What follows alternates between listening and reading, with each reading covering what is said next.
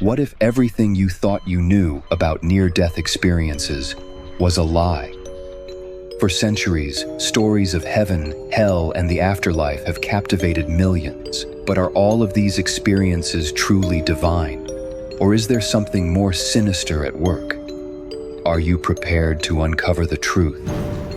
The NDE Conspiracy, available May 6th, 2025. It's time for another episode of the Shaun Tabatt Show, a podcast where I connect you with thought leaders from across the globe, digging into some of my favorite topics like personal development, marketing, spirituality, and pretty much any other shiny object that happens to catch my attention. Today, my special guest is Chris Carter, and we're going to be discussing his brand new book, The Case for the Afterlife, Evidence for Life After Death. Chris, it's truly an honor, sir. Welcome to the show. Thanks for having me on, Shaun. Well, truly my pleasure. You're an author of 4 books. This newest one was my first jump into your material. I'm looking forward to going back and reading through your 3 previous books. But before we get into this new book today, I'd love to hear just a little bit of your background. So share a little bit of the Chris Carter origin story. Tell us, education. How did you find yourself working in this NDE space? Because this is, if you're not an experiencer, this is kind of a unique space to write and research as an author. Right. Well, I suppose my journey into this topic started when I was a university student in England. One night, as I describe in my book, I was sitting around talking with one of my friends, and he was trying to urge me to join him and 2 other graduate students to spend our next year living on a farmhouse just outside of town owned by our college. And I wasn't sure. I was an expatriate student from Canada, and I wasn't sure if I really wanted to live that far outside of town in college. And but then he said something that caught my interest. He said, "The place is haunted."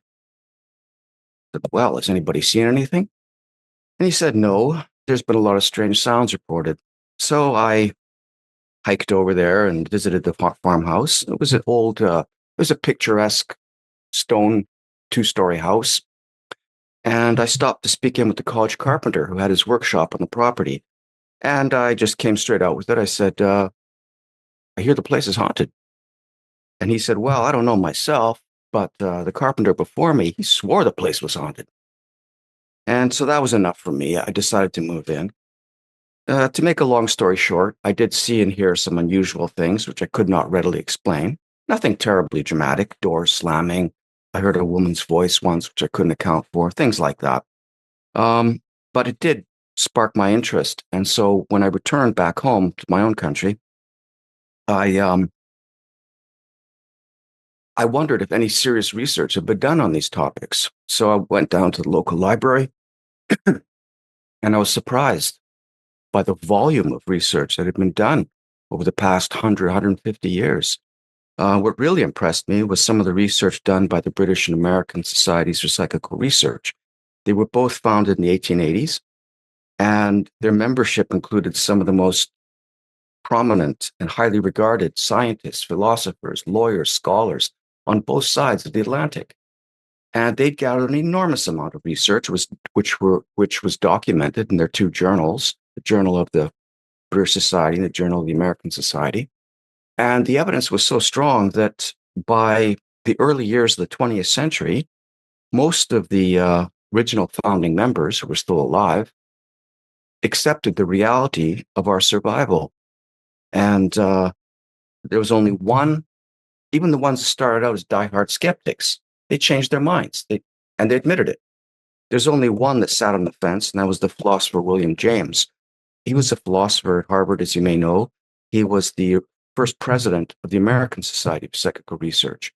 He's also fairly famous for his, he started the discipline of psychology, not parapsychology, psychology. And he always sort of sat on the fence. He never really committed himself either way. It's believed that he sat on the fence because he didn't want his new discipline of psychology being associated with anything that might be regarded as a little bit flaky. But apart from him, he's the only one that I can think of that wasn't committed to the idea of survival by the early years of the 20th century. And obviously, this is your 4th book, as I've mentioned. Clearly, for you, this has been more than just a passing interest. So Why this fourth book? Like, where are you trying to go in this book that you weren't able to explore in your three previous works? The three previous books were all longer, they were much more detailed. Um, all four of my books and several of my essays are really attacks on the skeptical fortress. I sometimes like to use the analogy: if my first three books were an armada, then this one is a surgical strike. And It's much more tightly focused. yeah, yeah. Well, I love going down the rabbit hole, so I'm definitely excited to expand my knowledge by going to other parts of your fortress, if you will. Talk to us a little bit about the mind-body relationships. I think a lot of us, if we're not immersed in the research and the literature, we just assume the mind, the spirit, consciousness, the brain, it's all one thing. Yet, research and as we look at kind of what happens in the midst of a near-death experience, it seems like there's some level of separation. So, in terms of what you go into in this new book, like what's the actual relationship between the mind and the brain, consciousness and the brain? Yeah, I discussed this in the very first chapter. I think that the evidence indicates that the relationship between the mind and the brain is that the brain works as a two-way receiver transmitter for the mind, sometimes from body to mind, as in sense perception, other times from mind to body, as in willed action. And I don't even think that it's necessary to discuss or bring in the evidence of the near-death experience or the evidence of apparitions or anything like that. I think that there's solid medical reasons to believe that this is the true relationship between the mind and the brain. There was an esteemed brain surgeon named Wilder Penfield. He did work with epilepsy patients, and he won the Nobel Prize in medicine. He claims in his autobiography to have started out with the intent of trying to explain the mind in terms of the working of the brain. He gave up, completely reversed his position, and his position was that the relationship between mind and brain is that of programmer to computer. In other words, the brain is like a biological computer which is programmed by the mind. And he gives various examples of this. We've all experienced that. We get in our car on a Saturday morning and we're thinking about something else. We find ourselves driving to work. Why? Because we programmed our brain in order to take that particular path. So, and there's also the even more striking, there's the phenomenon of terminal lucidity. You may be familiar with some of these cases. That's where someone is suffering from some form of brain disease. Could be Alzheimer's, dementia, some sort of organic damage to the brain. And in the last few days, hours of their life, they suddenly become perfectly lucid. And I mentioned a few such cases in my book. There was one case, a woman suffering from severe Alzheimer's. She had been essentially incoherent for about the last 10 years. Didn't recognize family members, things like that. And it turned out that the damage was more than psychological, it was organic. Certain parts of her brain's hippocampus had deteriorated. So she shouldn't have been able to think coherently. At any rate, during the last day or so of her life, she suddenly started speaking coherently. And she recognized friends and relatives. And her daughter said that it was like talking to someone who'd been asleep for the past 10 years and suddenly woken up. And these sorts of this phenomenon of terminal lucidity was known in ancient times. Hippocrates wrote about it, Galen, Cicero, and others. They all held the view that in the last moments of life, the mind, the spirit, whatever you want to call it, remains intact and is disengaging from the restrictions of a material brain in order to go on its way. So these things are nothing new. And as I said before, I don't even think it's necessary to bring in the NDE and other things like that, other sorts of phenomena such as that, in order to make the case that the mind and the brain are distinct and they're capable of existing, of going on separate ways and taking on separate existence.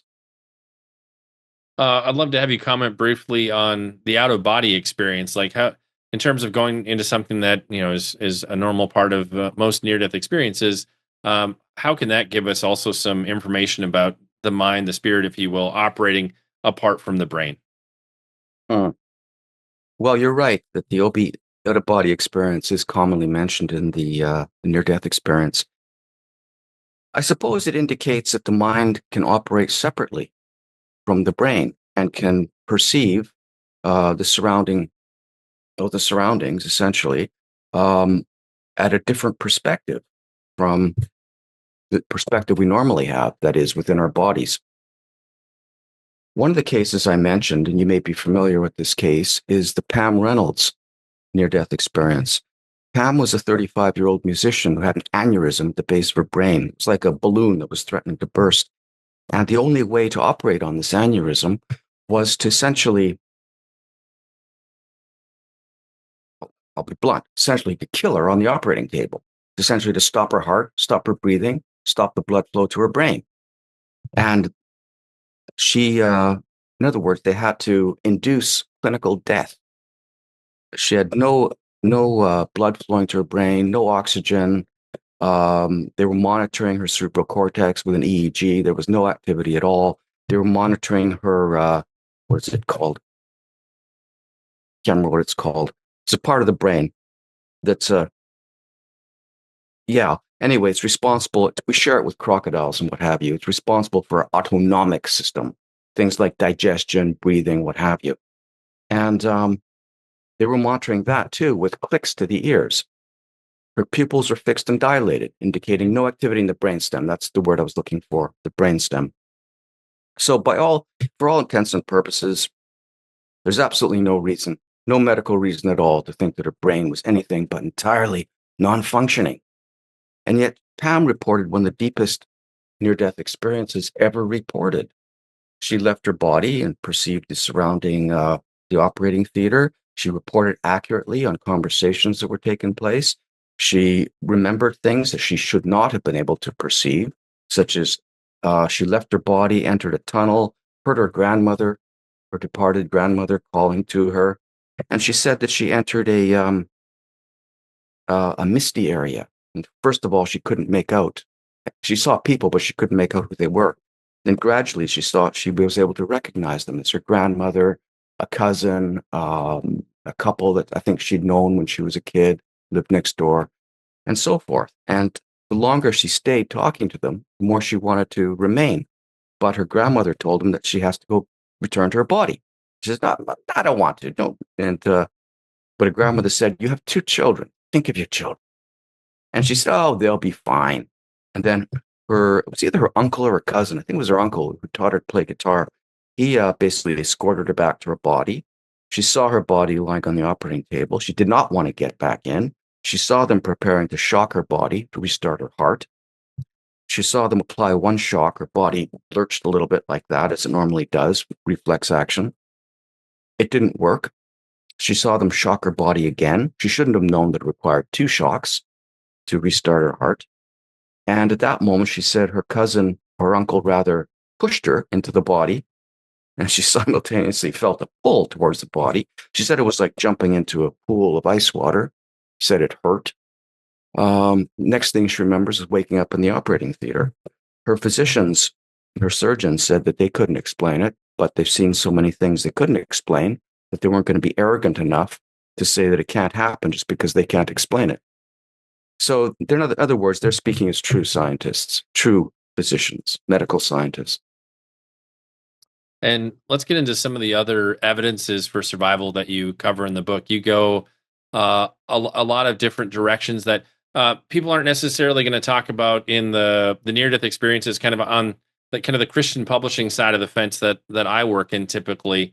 Take us into some of the other places you go in the book. All right. Essentially, in the book, I cover 5 independent lines of evidence.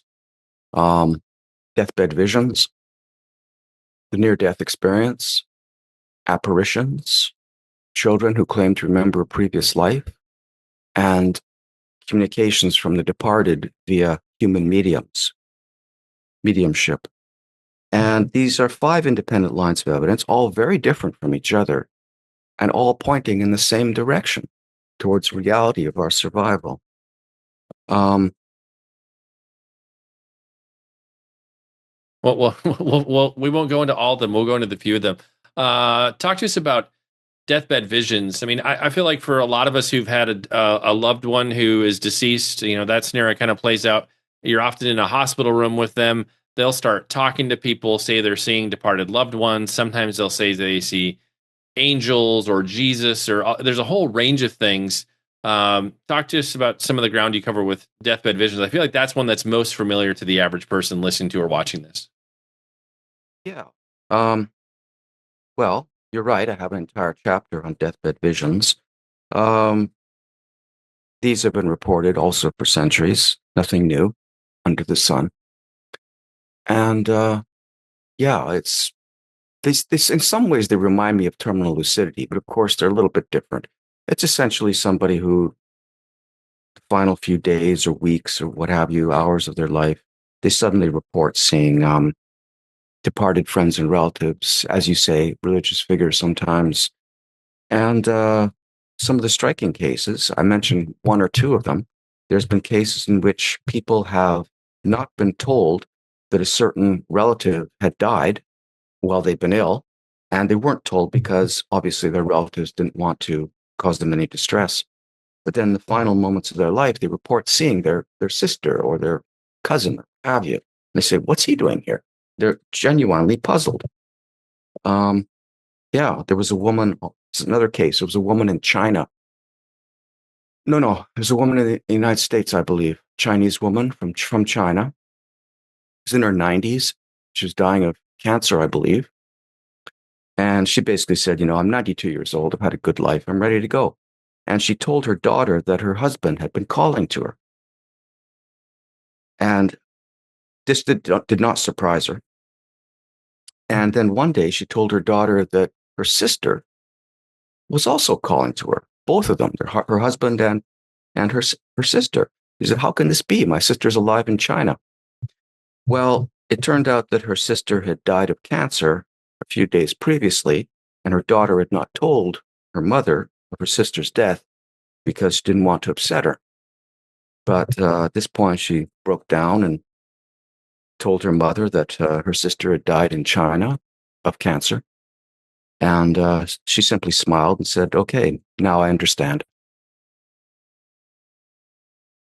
I'd love to go next into apparitions or ghosts. I actually write about apparitions and ghosts in my latest book, but with my Christian worldview, like I would process what's happening in a haunted house scenario, and both of which we've experienced. I was in a haunted farmhouse for a couple years when I was pre-elementary age.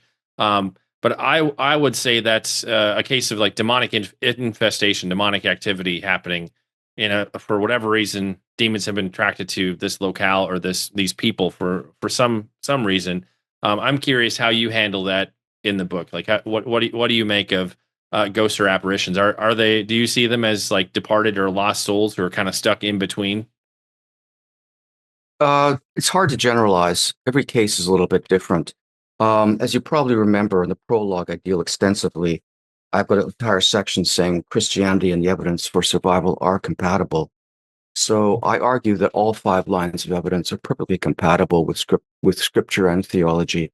Um, with regards to whether or not hauntings are the work of um, evil spirits, demons, whatever you want to call them, miserable people. Okay, there was something that Jesus said about this, and he said, "Beloved, believe not every spirit, but test the spirits to see whether they are of God." So if we think there's no reason to suppose that change caused death suddenly turns bad people into good people, of course it's wise to test the spirits. And you also have to remember that the results of most spirit communications, most of the communicators, they urge people to be kind to each other, to love one another, to look after each other. I mean, what kind of demon goes around encouraging people to love one another? Well, and that takes me into another question too.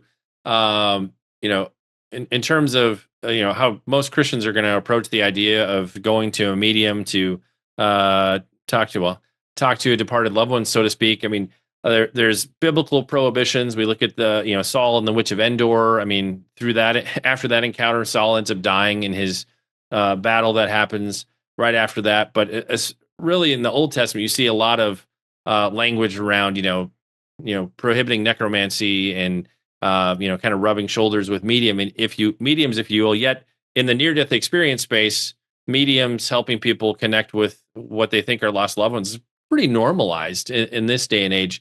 Tell us a little bit about how you handle that in the book. And like you said, you see all 5 lines of evidence as compatible with theology and scripture. Like, how do you wrestle with that in the book?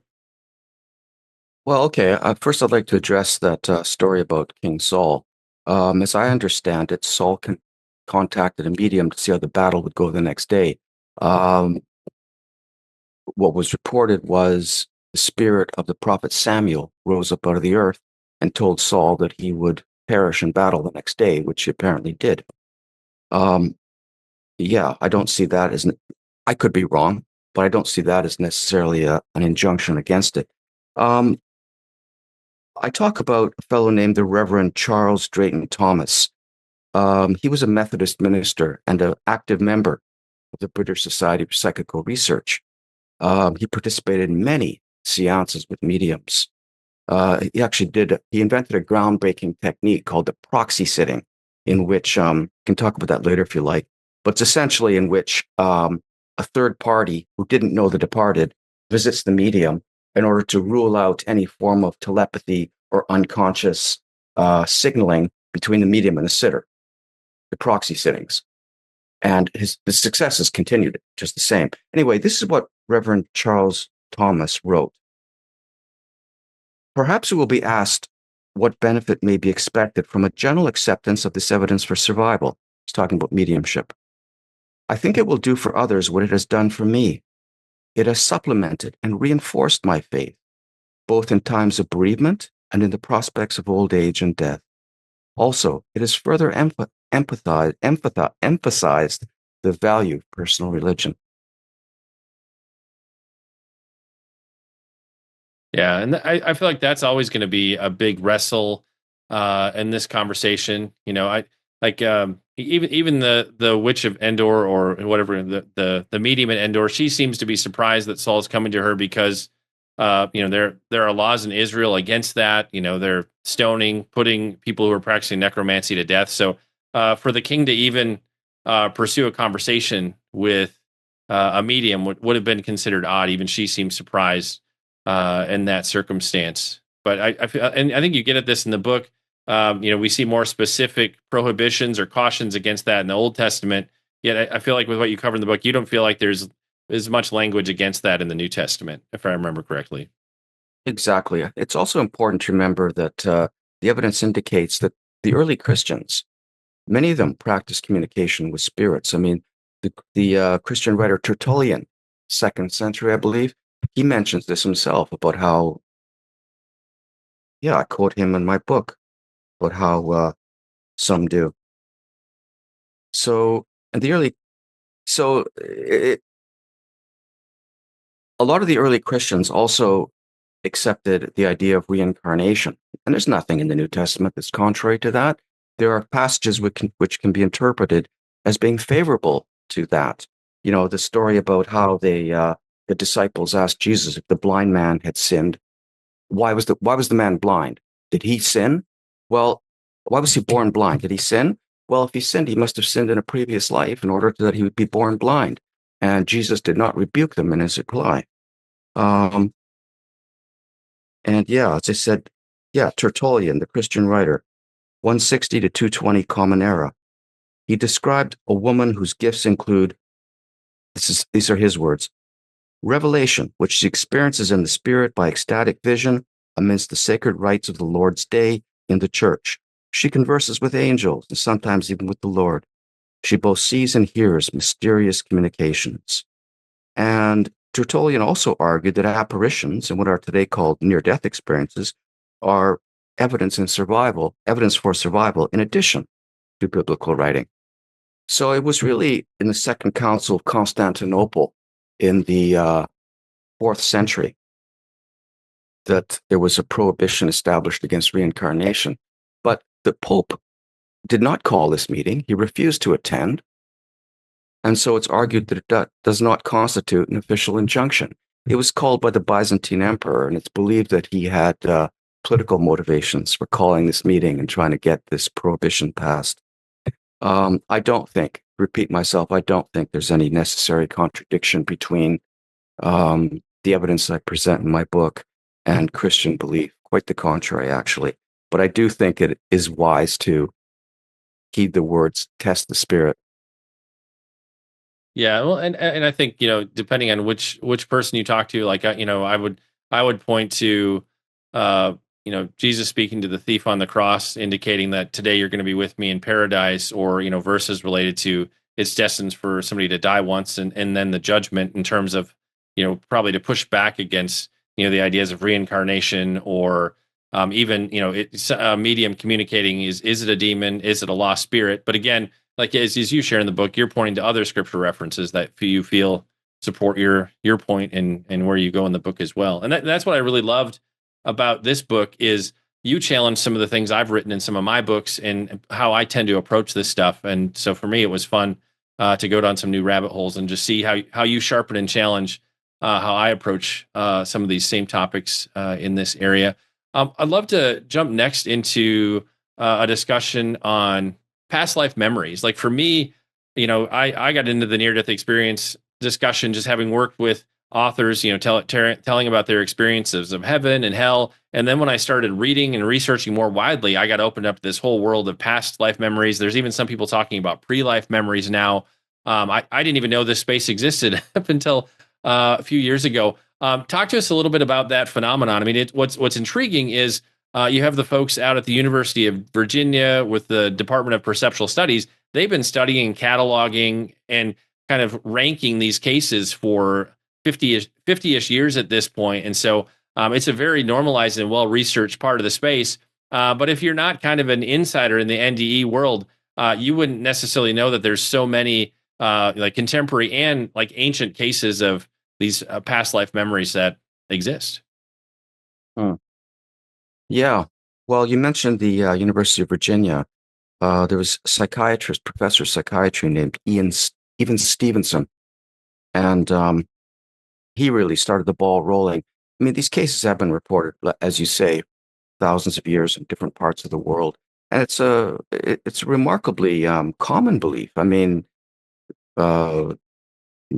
Native American tribes in the Northwest, the Inuit of the Arctic, African tribes, the Australian Aborigines, the ancient Greeks, as I said earlier, many of the ancient Christians, and pagans and Jews accepted the idea of reincarnation. So it's an ancient belief.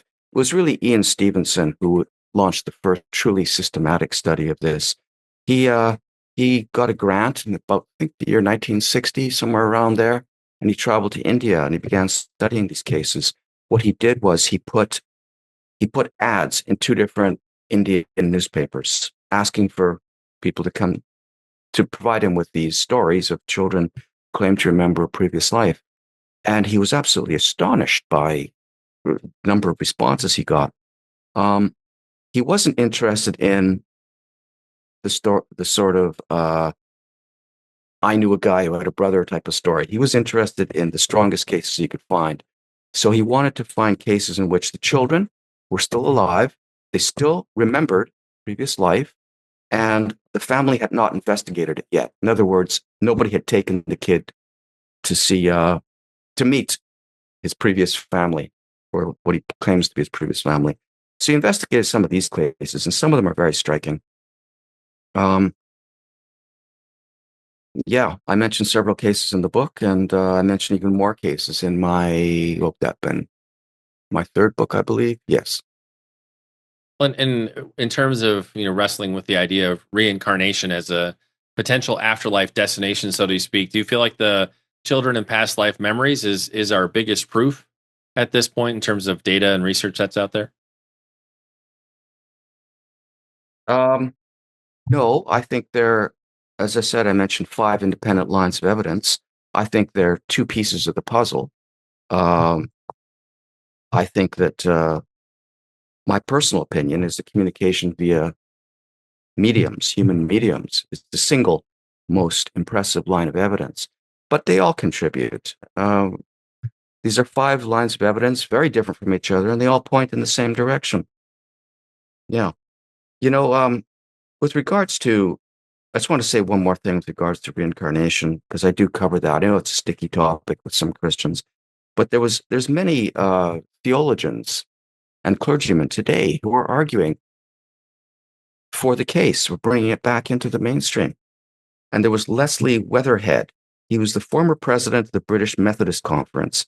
He asked in his Case for Reincarnation lecture, these are his words, "If I fail to pass those examinations in life, which can only be taken while I dwell in a physical body, shall I not have to come back and take them again?" So those who fear the prospect of endless reincarnation, their fears are groundless. The evidence, as far as I can see, and as far as others can tell, indicates that most of us only come back 2 or 3 times. I mean, once the lessons of earth life are learned, there's simply no reason to repeat them. And in terms of the past life memories, like I wonder, like in terms of the like Ian Stevenson's research, I feel like a large percentage of their research was done outside of the Western world, where kind of the faith ideas in those cultures tend to be more supportive of reincarnation. Do you? I'm just curious in terms of you're looking into that area. Do you think that's kind of a blind spot in their research, or I mean, maybe that's just where they found cases to study? I mean, you see it somewhat here in the Western world, but I feel like it's prevalent in India and other places, and not as much, say, here in the States or Europe. Or maybe I'm just not aware of those cases. Well, Stevenson began his research in India. He also gathered cases from other parts of the Far East. Here in the West, we tend to associate belief in reincarnation with the cultures of the Far East. But as I said before, reincarnation is an ancient belief which is found in an astonishingly wide variety of cultures around the world.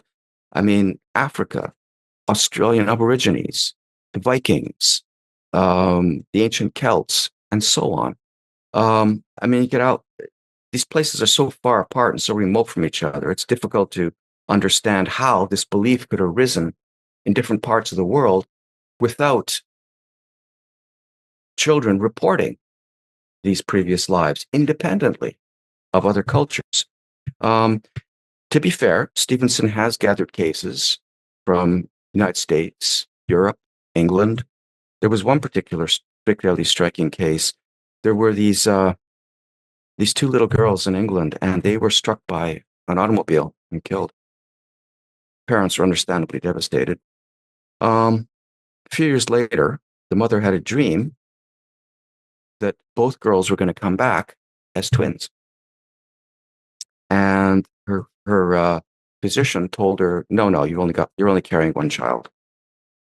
Much to her surprise, she did give birth to 2 little girls, and they shared many characteristics with the previous children. And yeah, there were others. There were other signs and evidence as well that they really did come back. What happens is these children, once they typically start discussing these previous lives when they're around 2, 3 years old, and they begin to talk. By the time they get to be 6, 7, 8 years old, the memories fade. By the time they're 9 and 10, the memories are usually completely gone. So that's why Ian Stevenson wanted to basically interview children whose parents had not taken them to visit the previous family. And I think the last place I'd love to go before we wrap up, under kind of alternative explanations, like, people will say, well, these experiences are caused by oxygen deprivation. I feel like that's been discussed widely in lots of places, but yours was the first book I'd encountered people saying, like, clairvoyance, ESP, like that's an alternative explanation. That was brand new to me in your book, just based on, and I'm pretty widely read in this space. And it sounds like you like wrestle with this and battle against this in your previous works as well. So take us into that briefly, because it's a significant part of this work.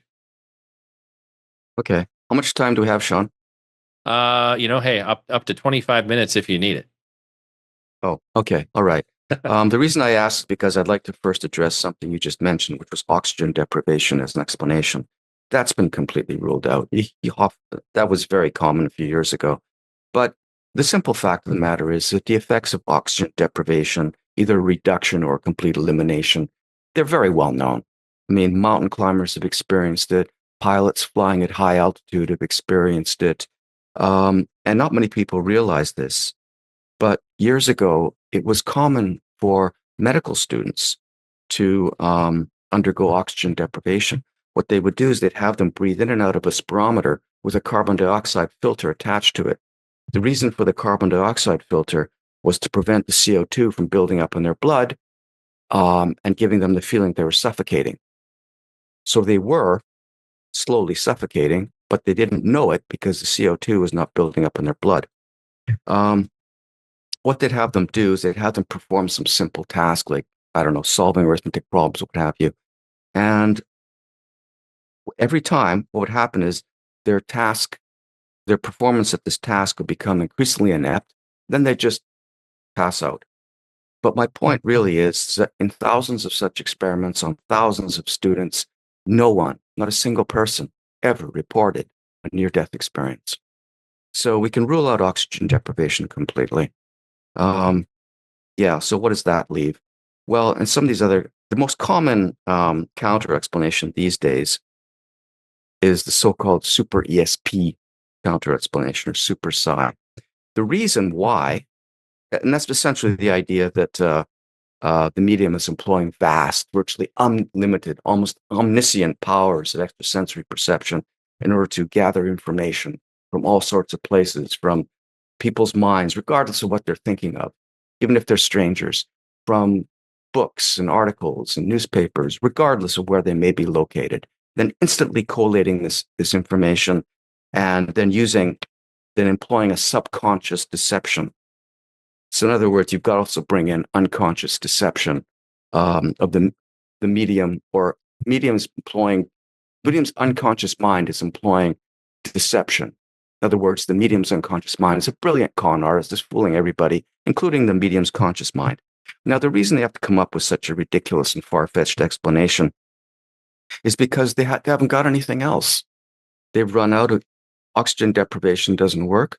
Fraud has been ruled out conclusively, beyond all reasonable doubt.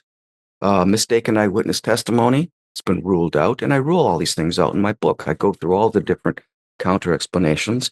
Only one pseudo-explanation or counter-explanation remains in the field, and that's super ESP or super psi, or sometimes they call it living agent ESP. It's ruled out on a number of grounds. First of all, it most certainly is super extrasensory perception. Some of them, proponents like to call it living agent extrasensory perception or living agent psi in order to try and soften it. But it really is super because it vastly exceeds.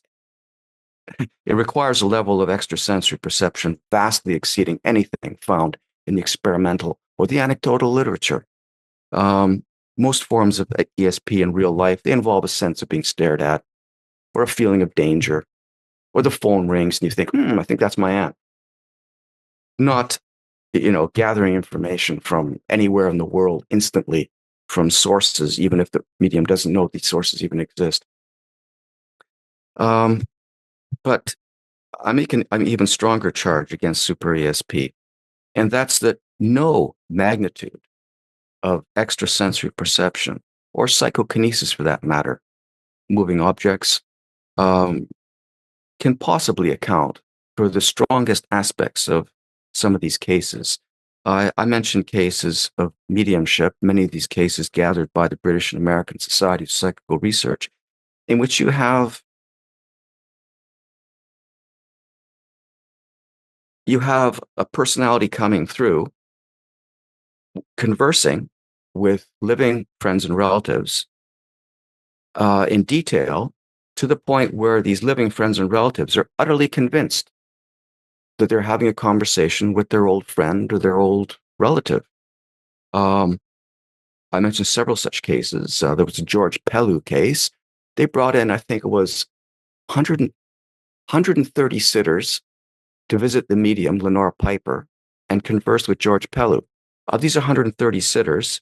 30 of them had known the living George Pelham in real life. And George recognized 29 out of 30 of them. There was never a case of false recognition. He never claimed to know somebody that he didn't know in life. All 30 of the sitters were absolutely convinced they were conversing with their old friend or their old relative. There was one case in which he did not recognize the sitter, and that was a young woman of about 18 or 19 years old. The last time Pelham had seen her, she had been about 8 or 9 years old. He didn't immediately recognize her because she'd been a little girl. She changed a great deal. He finally figured out who she was.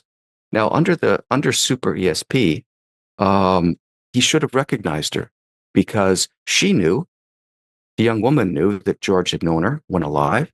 And also Richard Hodgson, the skeptical attorney and researcher who researched the case, he was there on the scene, and he knew that the living Pelham had known this little girl when she was alive. So sources for telepathy were at hand, and yet he failed to recognize her. I mentioned other cases in which the medium displays temporarily and instantly acquires high-level skills that require the departed person years of practice to acquire. Playing chess, discussing classical philosophy, speaking foreign languages. So no magnitude of extrasensory perception or psychokinesis for that matter can possibly explain the instant acquisition, the convincing impersonation of people that the medium never met or barely met, or even more remarkably, the instant and temporary acquisition of high-level skills required the departed person years of practice to acquire. And I don't even stop there. I also talk about mental characteristics distinctive of the departed. The difference between extrasensory perception and the cases I present is that the active participation of the departed person's mind appears to be required. There's no way around that. Not merely gathering information about the deceased. So to make a long story short, to answer your question, I think super ESP as an explanation completely falls apart. That was one of the, I suppose, the central tasks of my book in order to discredit these counter explanations, and especially the only remaining one that's left, which is super ESP. Well, and I think in general, when we start to look at, the past life memories and mediumship and other things, like there are a lot of big spiritual challenges to wrestle with depending on what worldview lens we're trying to decipher and understand this through. Like for me, trying to come at it through my worldview lens, I would push back in a mediumship circumstance and say that, my understanding is it may be a familiar spirit who's impersonating the deceased person, because in my estimation, there's no reason that soul should be trapped in between, say, Earth and the afterlife. And I know you push back against that early in the book. Like, in your view, am I trying to come at this with too simplistic of a lens, or do you feel like I'm maybe being afraid of like the wider body of like some of what you just shared? Because like, again, that's just how I approach it with my worldview and my faith and how I understand it. But you're coming at it from a different direction. So if that was my response to you, I'd love to just hear how would you push back on me? Okay, well, I guess I'd like to say that, again, in my prologue, I argue very strongly against that. And I mentioned how the British and American Society of Psychical Research, both founded in the 1880s when people were more conservative in their beliefs than they tend to be today. They included many clergymen and theologians. Most of the early members of the British and American Societies for Psychical Research were, in fact, practicing Christians. Some were Catholics, some were Anglicans, some were Methodists, what have you. And some of them had the difficulties that you expressed. But all the ones that I'm aware of eventually came around and argued that the evidence that they have gathered from mediumship, from apparitions, what have you, is fully compatible with the Christian faith, and it supplements and reinforces their belief. And not only that, I think it's also important to remember that in the latter part of my book, I have a chapter, my very last chapter is What the Dead Say, very last appendix, I should say. And several of the messages that come through, they praise Jesus of Nazareth. They quote the apostles, and yet they reaffirm some of the points that I make earlier in the book. So I don't think there's any necessary incompatibility between the sort of evidence that I discuss and Christian belief. Yeah, and I think big picture, as we look at the different lines of evidence you present in the book, like I'm in agreement that there is a continuation of consciousness, mind, soul in the afterlife. I think a lot of it comes down to our particular worldview lens and our bent that we're going to try to process it and make sense of it. And that's the fun of writing books like this. You get to wrestle with this sort of stuff and share it with a wider audience. In terms of uh, like the belief in life after death, continuation of consciousness, whether we're going to give it, try to say, well, through science, the physical body, this is what's going on, or, more of a spiritual or paranormal kind of explanation, whether we go one direction or other, is it all in the end a matter of faith with what we're kind of the framework we're choosing to understand this through? I don't think so. I think that the evidence supplements our faith and reinforces it. I don't think that people such as ourselves who accept the reality of survival need to make excuses for our belief or even to take refuge in mysteries of faith. The evidence is on our side, and as I point out in my book, it comes from 5 independent lines of evidence, which all point in the same direction. And Chris, in terms of like the reader's journey with the book, they get to that last page. Like, is there a thread, a takeaway? Like, you're like, man, I hope every single reader gets this from the time they spent on these pages. Well, I hope they become like me, convinced that the case for the afterlife has in fact been proven beyond all reasonable doubt. And Chris, in terms of people connecting with you and finding out about this and your previous works in the NDE space, like where can we discover you and your work on the web? Well, probably the best place for the interested person to go would be the Llewellyn website. That's my publisher, Llewelyn, Llewellyn Publishing. And on the site, I'll provide the link for you later on. On the site, they can find a description of my book. They can find endorsements. And my publisher also asked me to write a brief essay summarizing some of my major ideas. They can read that too, see how much they like it, and get an idea for my style of writing.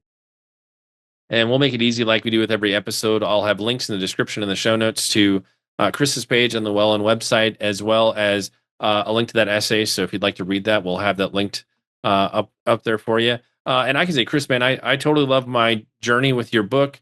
You and I come at some of this through different like angles and lenses, but you challenged me, you sharpened me, you took me to new areas of research that I've not even begun to go down those rabbit holes. So for me, a very enjoyable journey with your book. Sadly, it's time to bring this episode of the Shaun Tabatt Show to a close. Many thanks for being a part of my conversation today with Chris Carter. Once again, our book today is The Case for the Afterlife, Evidence for Life After Death. And Chris, I want to say thank you so much for sharing with us today. It's been an honor and a pleasure to have you on the show.